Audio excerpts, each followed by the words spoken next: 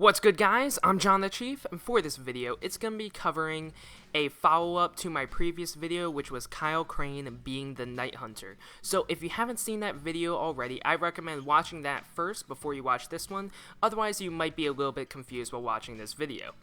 So, anyways, first off, we're going to be talking about some good news. Now, a lot of people are a little bit upset because if Kyle Crane actually is the Night Hunter, that means he probably wouldn't make too much of an appearance in Dying Light 2.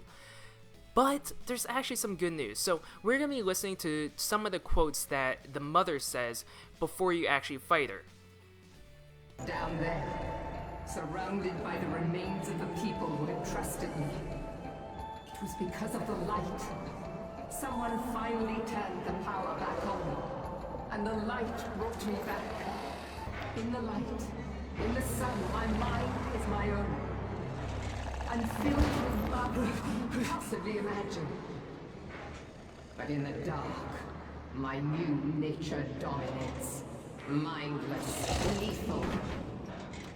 In the dark, with cruel passion, I ripped my own children to pieces.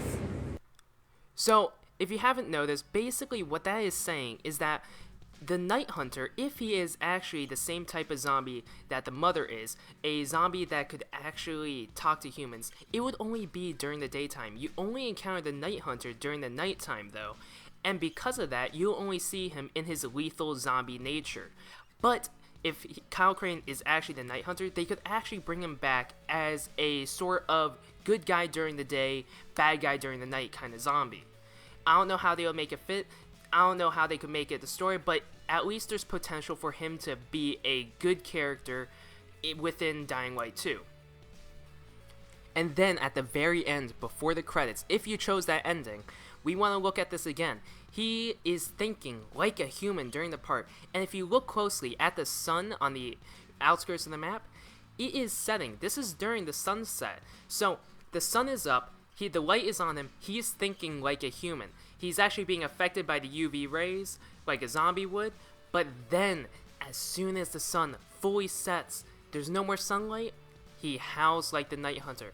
Kind of similar to the way the mother works, where during the day she is human, but during the night she embraces her zombie nature.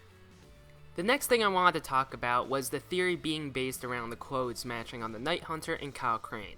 I tried looking at this a lot, I could not find a exact matching outfit, mainly because the distinct marks that we can see on the clothes, the shirt is too tattered in order to actually compare it to anything, but the pants has two distinct marks on the Night Hunter, the main one being the gold button right above his fly, and then the label that is where the belt would go.